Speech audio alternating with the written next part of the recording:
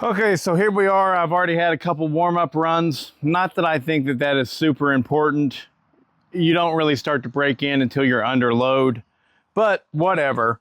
I got my tack right here. I've got my tuning screwdriver right here. Try and get it dialed in right here, and then we'll go into the Locust.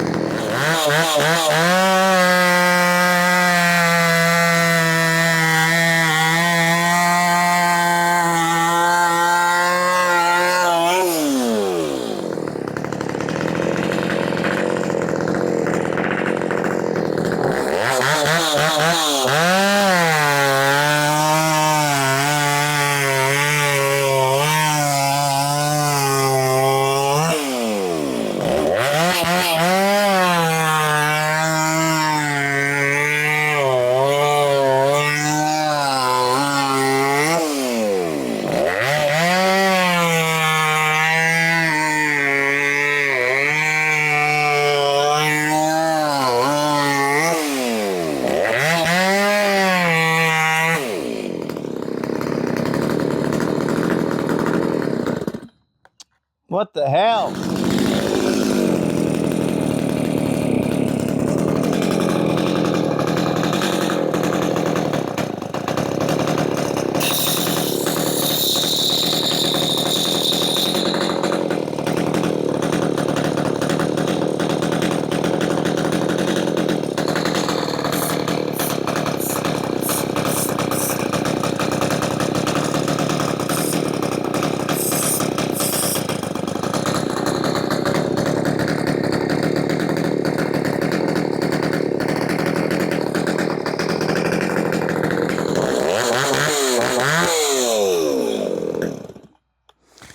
I don't think she got an air leak.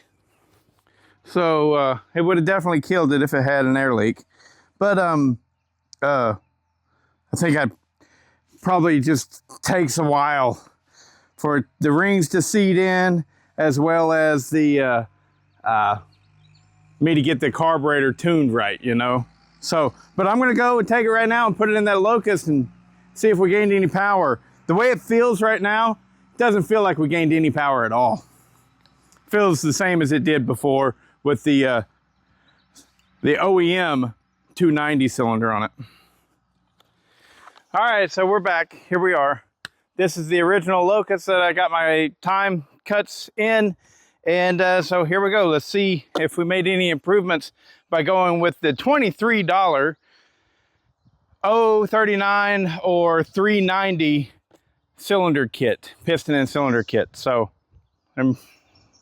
it went from 56 cc's to, I think it's 64 point something cc's. So almost 65.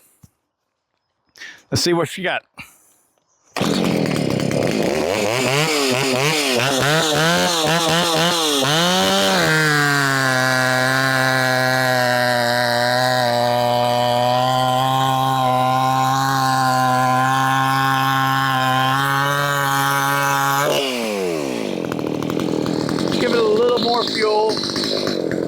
out, see what that does.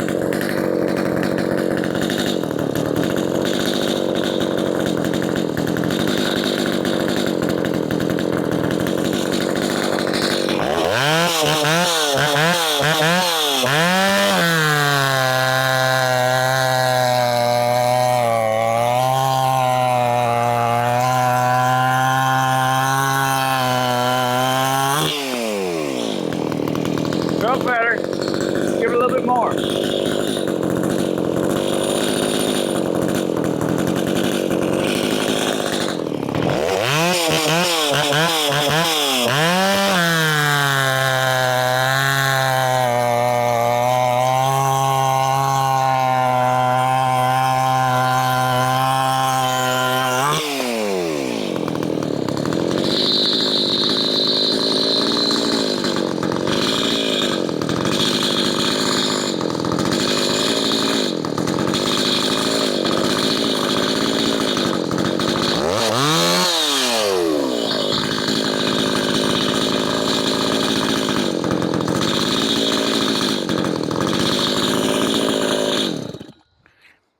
What is that surging about?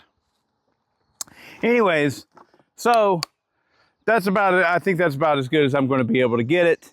So we'll go now, and I've already decided, I mean, this thing is so hard to take apart and put back together. It's absurd. I'm not going to waste any more of my life on that than I have to. So the next step will be everything. So before I run it again. So that means I'll do a timing advance. I'll do an average dude port job. I'll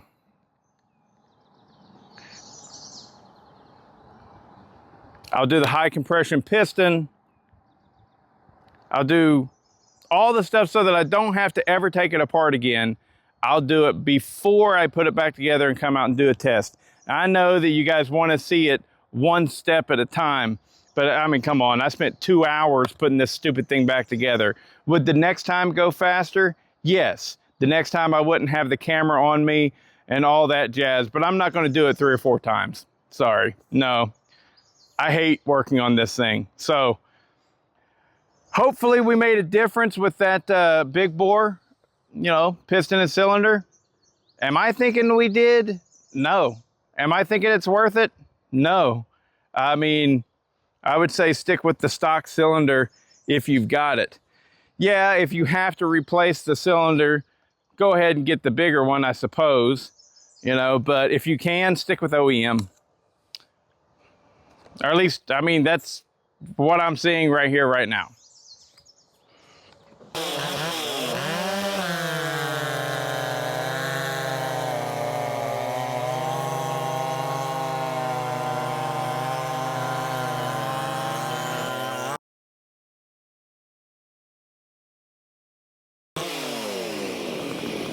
Moral of the story is, stick with your OEM cylinder, if you can, you know. So that right there, I mean, it might get a little bit better if it breaks in. Probably will, but I don't think that it's going to be worth the effort, you know, unless you have to change out that cylinder anyways. Now, I am still going to go ahead and stick with the big bore, because I think that the big bore is probably going to have a little bit more potential for power whenever I start doing other things to it. So I'll just stick with that. I think. Maybe. Who knows what the next step will be. But for this right here, if you were going to stop right at this level, it's not worth it to get that the big bore kit. The cheap big bore kit. It might be a different story if you could get a Dukes or a Highway or something like that. But this one, the whole kit was $23. So might not be so worth it. Oh, and don't say try something else, because I ain't doing it. like, oh, try another, get a Duke cylinder or get a Highway cylinder. No,